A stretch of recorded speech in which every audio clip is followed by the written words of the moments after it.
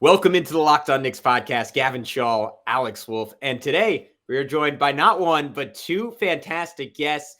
Presidente of the Strickland, Benji Ritholtz of the Strickland and Knicks Film School, for a loaded episode, Alex, on the biggest potential improvements that the Knicks can make over the next couple of years in terms of their individual players. Yeah, and this could be a multi-part episode. How else could we start, though, than with RJ Barrett? That's where we get into first, followed by some talk about the Knicks big men and what skills they should be looking to add to, improve themselves and the team. And we get into some about Julius Randle shooting in this first part of our biggest improvements the Knicks need to make episode.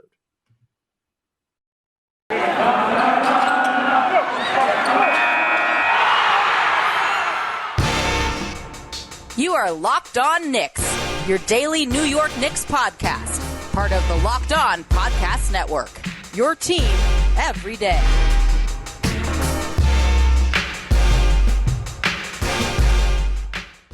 You are Locked On Knicks, your daily New York Knicks podcast. I am Gavin Shaw, a play-by-play broadcaster. He is Alex Wolf, editor-in-chief of the Strickland. We are now available on all platforms, including on YouTube.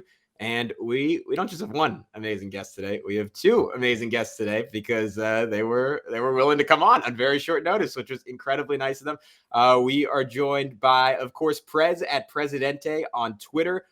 He is the host of Draft Strickland and also the co-host with our guy Schwinny Poo of Pod Stricklands on Fridays, which you want me to clarify is on Patreon and only for the. Did you say only for the 1%ers, Prez? Can the 5%ers get in on that?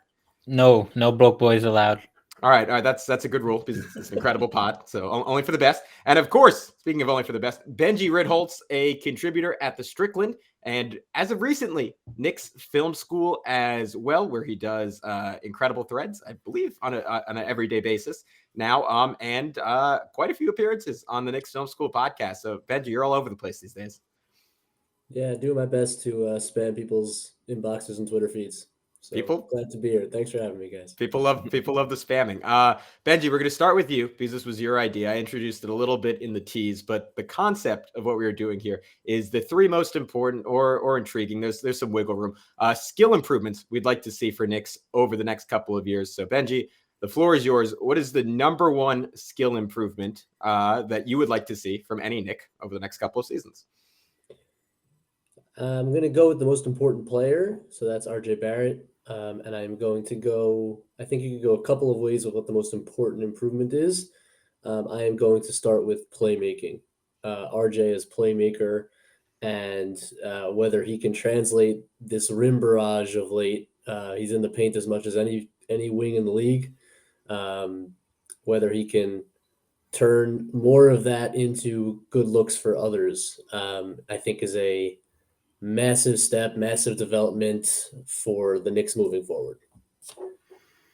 Yeah, I agree with that. I mean, I think that's something that we've seen right out of RJ ever since his rookie year. I think his playmaking has always been that surprise skill that we weren't quite sure was there, until we started seeing it. And, I can still remember to this day, like the moment when my eyes opened to potential RJ playmaking, which was like, I think it was like his first or second game of his rookie year. And he was like chasing a ball that was going out of bounds and whipped a pass around the guy on the sideline to Julius Randle, who broke out in transition for a dunk. Like, ever since then, I've always wondered, like, oh, what can this guy be as a playmaker?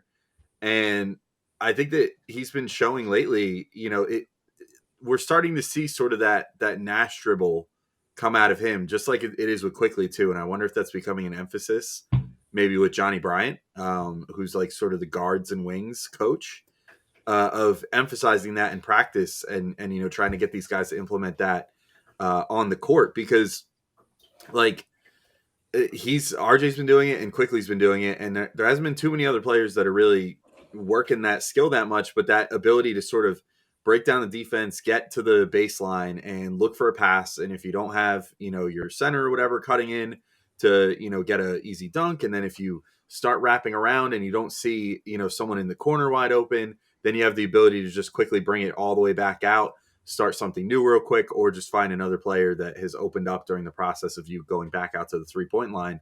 But doing that quickly, I think that RJ has we now see, as you said, he's been a demon getting to the cup at this point, especially lately. And, now we'll see if he has the ability to sort of start translating that not just into all these opportunities for him to either score or to draw free throws or both, but to also play make for his teammates. But I don't think it's a coincidence, as he's been, sort of surging here, scoring via getting to the rim. We're starting to see him hit some of his higher assist totals in his career, sustained over multiple games.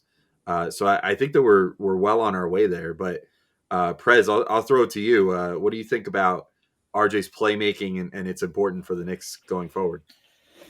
I mean, I think y'all said it. The only thing I really have to add is I've always thought that he's a much better playmaker outside in than inside out. And, some of his best passes come from like him getting a screen and then like one dribble or one step inside the 3-point line, firing a dart to the weak side or something.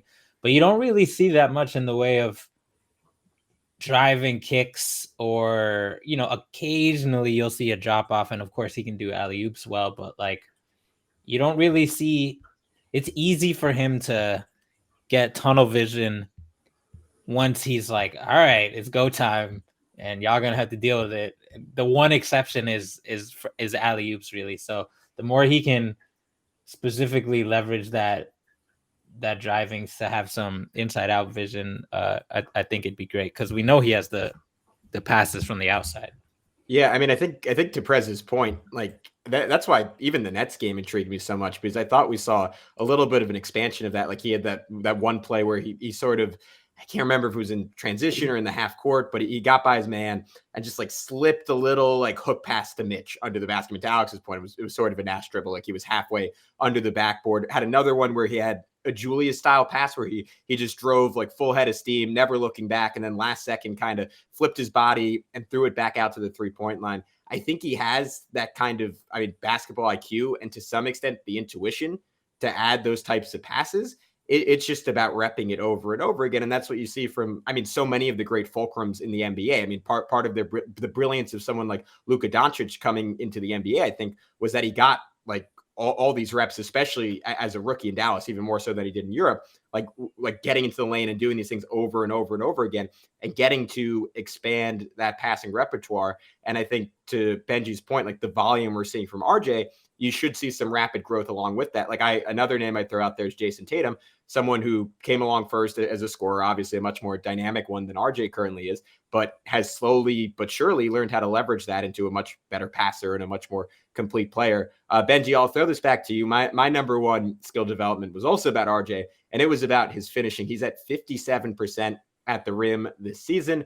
I was looking up real quick. Not really a meaningful comparison just because this guy played so much less at the same age, but Jimmy Butler, as a rookie at 22, a little bit older than RJ, was right at the same number. He's now up to 67%. Obviously, that's always sort of been the ceiling comp for RJ. But the question I've always had about that, and I think Benji and Prez, you guys are probably two of the best people to answer this, like how much of finishing is innate, like just having that touch, versus like the ability to just work on like different skills and different types of finishes versus just physical improvement as you get older and literally just being stronger around the rim. Do you see that as an area where there can be significant improvement, or do you think there's a fairly capped ceiling on how good he can be around the rim? Because to me, that's the difference between RJ being a very good player versus a mega star that we're all hoping he eventually becomes. Yeah, I'll say two things. I think improvement in finishing doesn't have to mean that you become a better finisher. Counterintuitively, it could mean that more of your finishes send you to the foul line. So that, especially difficult finishes, if you're getting fouled under difficult finishes, that means you're taking less difficult shots, and it means that you're translating that into efficient points at the line, hopefully, although RJ's free throw shooting needs work. And I do think we've seen that over this stretch, is that RJ's getting to the line more and more, and that's going to make him an efficient player, or a more efficient player, even if the finishing doesn't substantially improve. And the second thing is, and the reason I chose playmaking over finishing is a lot of the issue right now with RJ, I think, is shot selection. It's not just the shot making. When he gets that step going downhill to his left, he's almost programmed to try a scoop left shot over any rim protector. Now, a lot of that translates into Mitch putbacks because the center commits and then Mitch cleans up the rest. which is good offense in some way. But I think RJ kind of learning to reallocate some of those difficult rim finishes into free throws and into passes will make him also a more efficient player at the rim. And then as to whether or not you can improve from an actual finishing standpoint, the answer is absolutely yes. And I think RJ's learning to vary it a little bit more. We've seen a lot more finishes go into his right recently, which I've been really encouraged by. And I think in some ways he's a better finisher with his right because I think he elevates and actually requires some craft. He's like so programmed with that left finish, do the same thing every time, and it doesn't always work, especially against really good rim protectors.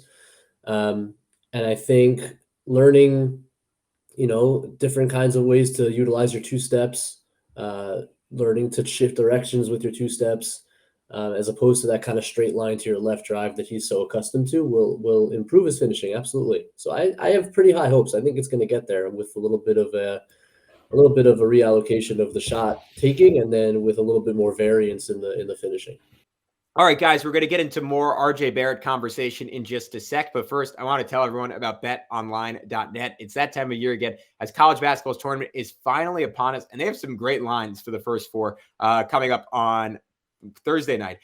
Michigan, 2.5-point favorites over Colorado State. I'm riding with Michigan there. Still a lot of talent on that roster. Same with Memphis over Boise State. Boise State, really tall team, but Memphis has a lot of athleticism. Jalen Duren around the rim. I think they're going to come out and get that victory. So from all the latest odds, contests, and player props, betonline.net is the number one source for all your sports betting needs and info. BetOnline remains the best spot for all of your sports scores, podcasts, and news this season. It's not just basketball. BetOnline is your continued source for all your sport wagering information, including live betting and your favorite Vegas casino games. So head to the website today or use your mobile device to learn more about the trends in action. BetOnline, where the game starts. I'll add one boring thing to that. His still doesn't have good spacing. He's played most of the year two bigs who can't shoot.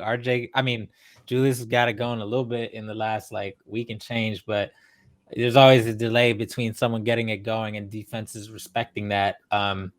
So it's going to take more than 2 weeks for him to get some spacing. I checked on B-Ball Index and his lineup spacing this year was 12th percentile. So that's an F. That's more than an F. And just passable shooting from the 4 spot, not even a stretch 5, just whether it's Julius and someone else, Julius and Obi, neither of them, I don't care, whoever it is at the 4, that's going to get him. That alone, I think, would get him to 60% at the rim, which is honestly with his volume, perfectly adequate to me. Yeah. And just to add to that, Prez, one of the reasons I think so many of his drives end up in kind of downhill, just 2-step lefty finishes is because the right side of the floor is taken. Mitch is rolling right down there every single time. And again, it translates to some good offense because you get the alley-oops and you get the offensive rebounds. But imagine if he actually has both sides of the floor to play with on a drive, which he doesn't always have. So I absolutely agree.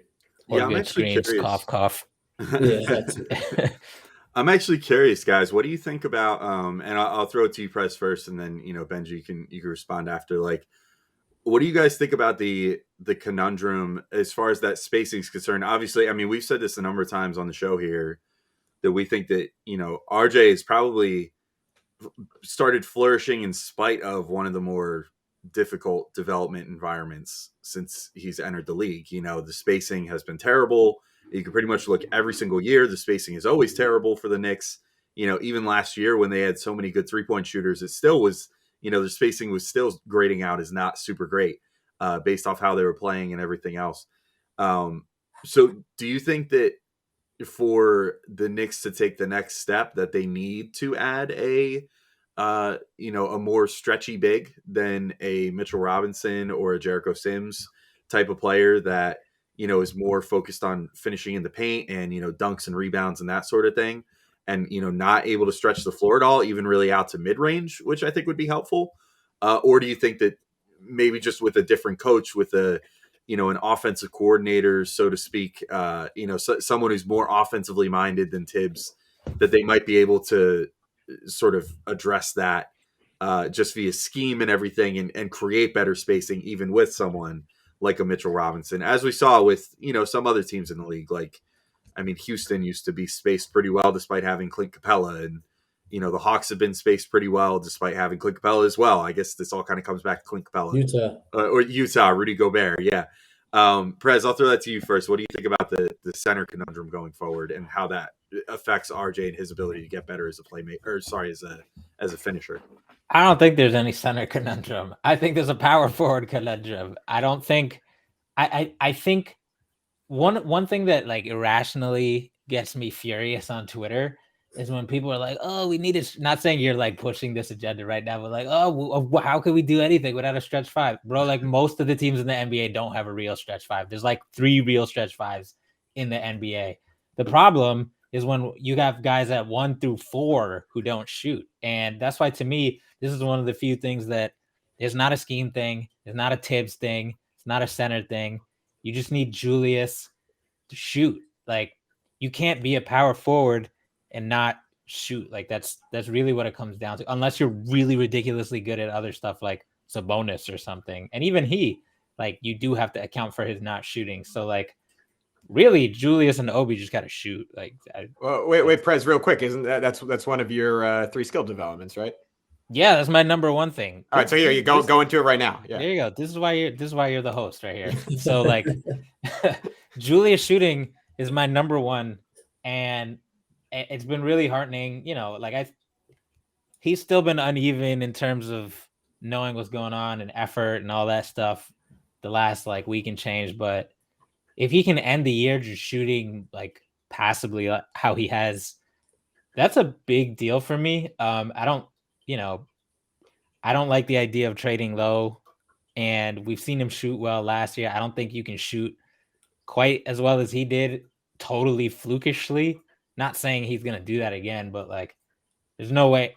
It'd just be really hard for me to believe he's a total non-shooter like he has been this year. So I hope he can end this year shooting decently and then pick up, put in some work in the offseason and pick up where he left off and, not be scorching next year, but just be respectable, stretch the defense from the 4 spot. Cause without that, like it really, I don't want to say it doesn't matter what else you do, but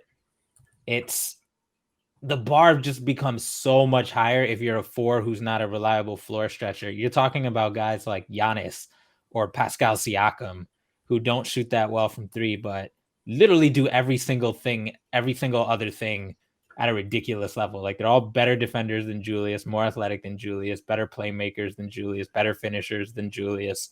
So like, even if he's averaging 20, 10, and 5 in terms of actual impact on the court, it's tough without the shooting. So that's my number one. Yeah. And I think, it's an even bigger thing, right? Because the whole first part of this podcast has been, how can we turn RJ Barrett into a fulcrum? And the answer, as you guys noted, is like so much of it is like, can Julius hit shots? Because Julius, like he loses value without the basketball if he's not a high level shooter. And like the whole first half of the year was the Knicks, to some extent, I think, trying to compensate for that shot going away and saying, all right, if he's not going to shoot well, he better have the ball, because then at least you have like RJ and Kemba and Fournier spacing for him versus RJ with the ball, where there's definitively 2 non-spacers on the court. And that offense just doesn't work. And we're clearly transitioning to, I think, no matter how good Julius is, or like if he can get back to his all second team all NBA heights, like RJ is the guy going forward, right? And if RJ is the guy, I think you have to build your future around, all right, can he have at least 3 good shooters on the floor? And if he doesn't, that's when like I almost have to throw my hands up and say like, all right, maybe they will need to sell low on Julius and maybe they won't get equal value back, but that's okay because he's not really the priority anymore. But Benji, I'll throw that back to you. What's your take on like how the Knicks should handle? Like I know that's a much bigger question of how the Knicks should handle Randall. But that rhymed. What's the game plan, I guess, going into next season? Given that, again, like for most of his career, he has not been a good shooter, but we do have that one outlandish sample size here of him being pretty amazing. Yeah, I think, it kind of speaks to the stretch 5 points as well. I think if Julius is here and you don't want to have to build around Julius if Julius can't shoot because he's not worth it, right? And like, you don't want to start having to answer questions that you shouldn't have to ask. So like a stretch 5 would be like a fix to Julius not being able to shoot or Obi. And then you can kind of let them be the primary screeners and space the floor around that. and that works. I think that's a good idea. The question is like, what player is that? As Prez mentioned, there just aren't a lot of them that can actually anchor a defense and shoot threes. There's like very, very, very few.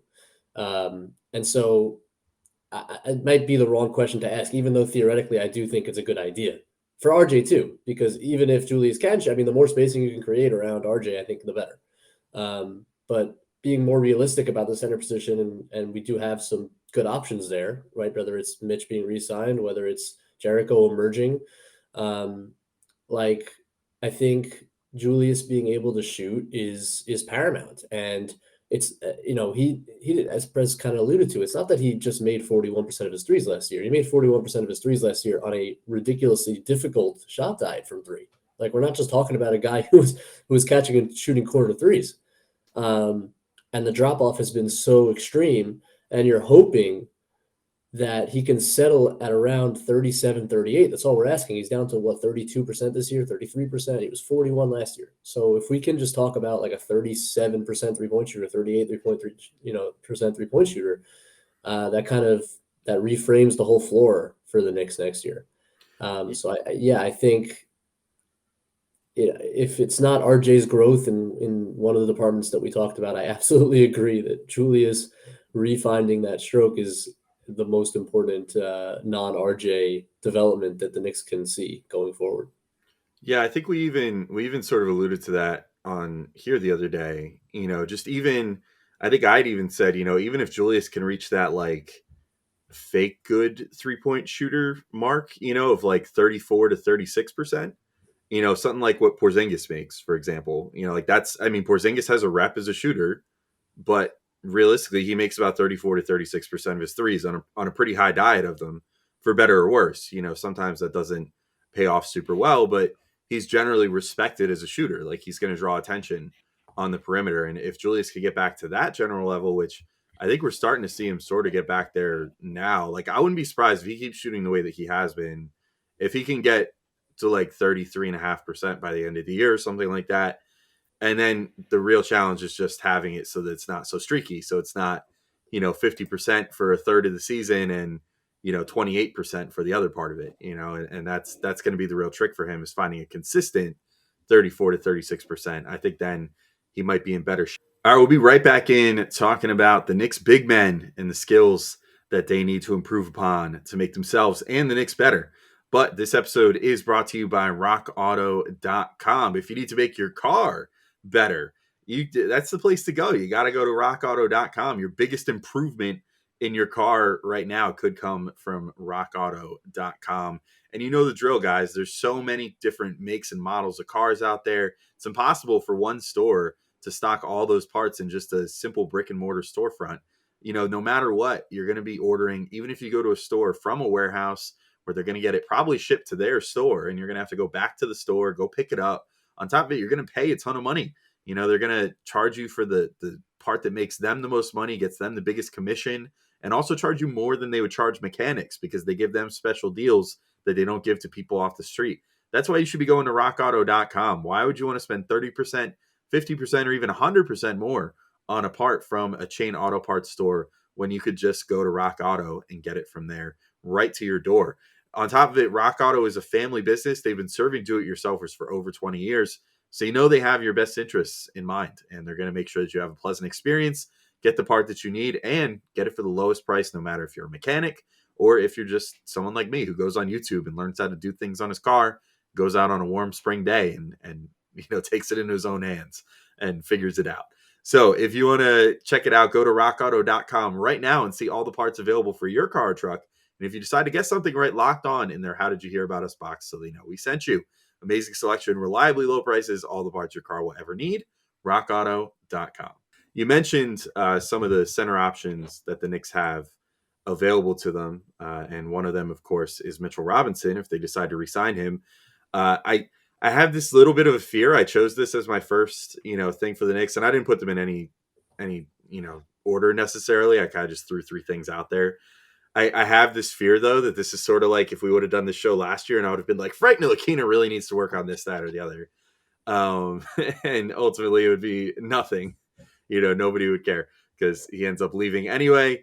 So this is, of course, contingent on the Knicks actually wanting to re-sign Mitchell Robinson and do some measure of building with him, on his game and, influencing how he plays or whatever. But I think that Mitch should attempt to develop a bit of a post game. Right now, his game is essentially catch ball, dunk ball, or catch ball, maybe, make a layup within 5 feet. It's nothing. He doesn't even really shoot anything that could be considered not just like a point blank layup right now, or point blank dunk.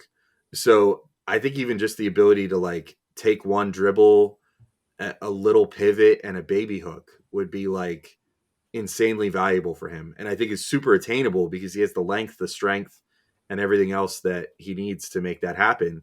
I looked up the numbers from NBA stats, and he is in the 13th percentile in post-up scoring on the team, which actually ranks slightly above Julius Randle, which I guess maybe we could say send Julius there too. But I think it would be really like at 0.69 points per possession. That's not great for a center that shoots as well as Mitch does overall, where he's like a 70% field goal percentage guy. I think that realistically he could probably add something like that with like one Hakeem Olajuwon training camp, like just take like 3 weeks of your life, go see Hakeem every day, learn how to pivot, how to do a quick little ball fake over your shoulder, something like that. And, just learn how to take a little baby hook. And Mitch is so big that I think that he'd be able to hit that over 85% of the players he would play against without much issue. You'd really have to start getting into the Miles Turners, the Rudy Goberts of the world, the guys that are so long that they can meet him at his apex and really defend that baby hook well, where, it starts to become an issue at all. But otherwise, I think that, even against like some of the more formidable guys in the league, like a Bam Adebayo or something like that, that would be a weapon. He could use that anytime he wants. We even see Taj Gibson bust out a baby hook from time to time, and he's like 6'9", and he does that against guys much bigger than him, and it's an effective weapon that's been, a staple of centers in the NBA for years and years and years. And we haven't really seen anything like that come out of Mitch just yet. But yeah, I think that would be my plan. Just get Mitch with like a Hakeem or someone like him, someone who can teach that sort of skill and get him to develop that. But I guess I'll throw that to you, Gavin. I think it's been a minute since you've been on. What do you think about do you think that would do a little bit in at least solving some of the Knicks scoring concerns with at least having Mitch be available as a quick dump off option in the middle so they don't have to create a specific action to open them up for a dunk or an easy layup? Yeah, so I think it's interesting, right? Because there are just so few post guys who are efficient enough to justify post-up possessions in the NBA these days. Like you can count them on like 1.5 hands. But that being said, I do think it's a good like late shot clock option for the Knicks. And just in general, I mean, one of the biggest issues with Mitch, like not even expanding his offensive game, but having a little bit more production is how reticent like everyone on the team is to throw him the basketball and anything outside of a lob. Like I think it was Bruce Brown on him and Mitch just had him pinned and Julius Randle just sort of stared and then threw it somewhere else late in that Nets game. He cleared him out. Give him one of these. Yeah, he said, no, Mitch, no, it's okay. We don't need you getting a dunk right now. But let me take a long pull up too. But I think just him having a little bit more skill in that capacity would be beneficial, just in that guys would be more willing to throw in the basketball, just knowing, to your point, Alex, like doesn't have to be a dream shake, could literally be like a catch, reverse pivot, dunk it. And with how talented of an offensive rebounder he is, I think that's pretty interesting, and that he can create second chance opportunities for himself against a lot of guys on certain nights. But I want to redirect this over to Prez, because Prez, I think your third skill was just a general expansion of the Knicks center skill sets beyond basically catching and dunking the basketball. So were you thinking post-up moves specifically, or was this sort of a more wide-ranging idea? So a little more wide-ranging. It was basically, I think the Knicks centers need to be able to do things other than dunk and rebound without even getting to shooting and stretching the floor. I think there's a lot of ways to be useful in an offense without that. Like we saw one play versus the Nets where Jericho caught the ball, took a power dribble, Benji tweeted it out, and then went up with it. Like Mitch, his center of gravity like 8 feet high, so he can't really do that. But Jericho can, and if we get other centers, they can. Taj does it all the time. Julius does it, like stuff like that. Or in Mitch's case, I can't even imagine him doing like a baby hook because he's too long.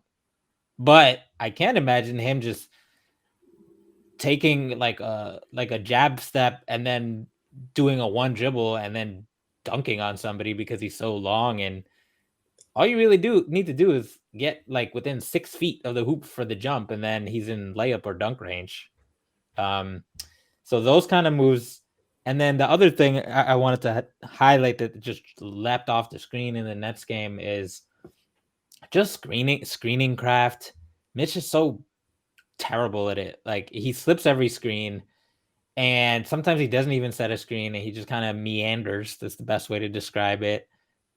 He never like for the low bar of setting a screen that makes contact is hard enough for him. Forget setting one screen and then reversing it, or setting one screen and then setting a back screen, let alone a third screen, or screening somebody else's man entirely after you start a slow short roll, because he really only has like one speed of his roll. So there's just so much nuance to screening and rolling that he doesn't have, and he's been able to get by because he's huge, and even now he's still pretty athletic. And obviously before he gained weight, he was 99th percentile athlete. It kind of has hidden a lot of his weaknesses beyond just, oh, like he doesn't have a bag and he can't shoot, blah blah blah. Like there's a lot more than that. And Jericho Sims was doing all that stuff, and that's without even Jericho doing other stuff that he's capable of that we saw in college and preseason, which is shooting floaters. He's really good at it. Like, give me that stuff next year if there's another coach who lets their centers mess around or something.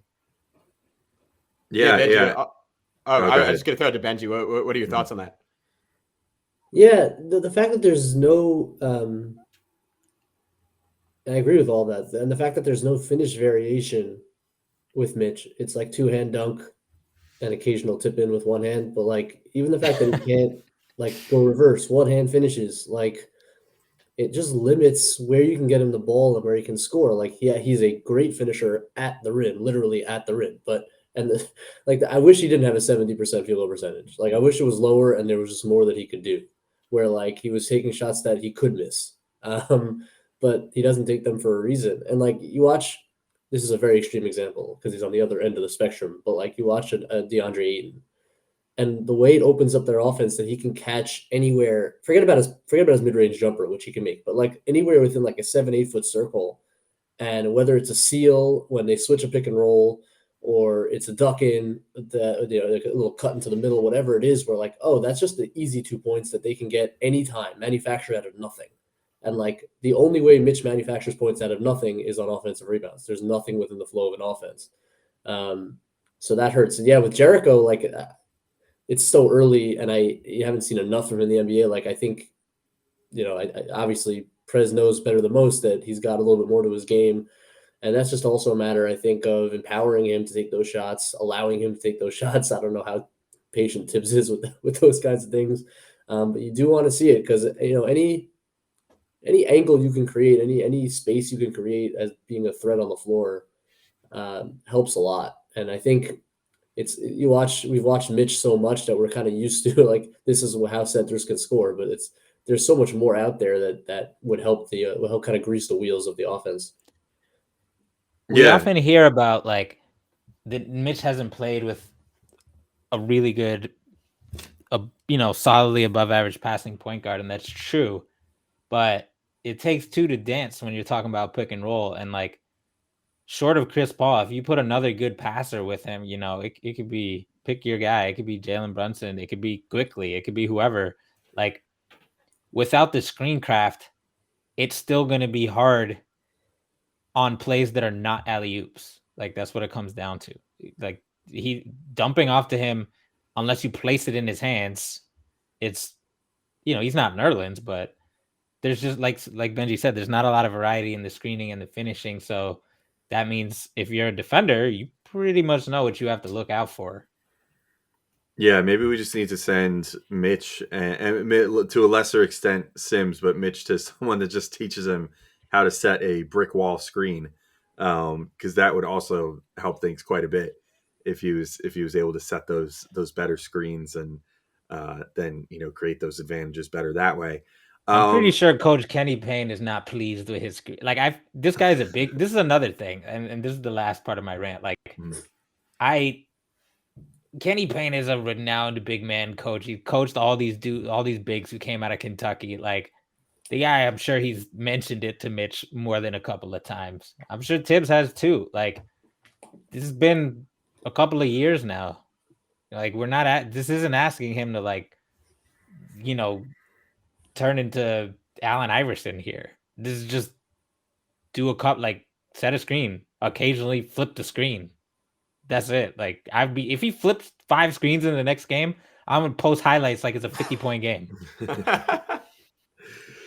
All right, guys, on that note, we're going to wrap up this edition of the Locked On Knicks podcast, but there will not just be one more part of this podcast. There will be 2 more parts of this podcast. Next time with Benji and Prez, we're going to get into one of my biggest improvements, Quentin Grimes, his playmaking off of closeouts, his ability to finish at the rim, hit a mid-range, make passes. Just how good does he have to get at that to significantly change the Knicks' trajectory going forward? And then we talk Emmanuel quickly, his ability to get all the way to the rim and finish there, on top of adding a whole lot of other skills to his game. So all that and more next time on Locked On Knicks. But for now, he's Alex. I'm Gavin. Please, please, please subscribe wherever you get your podcasts and check us out on YouTube. Be good. Peace out.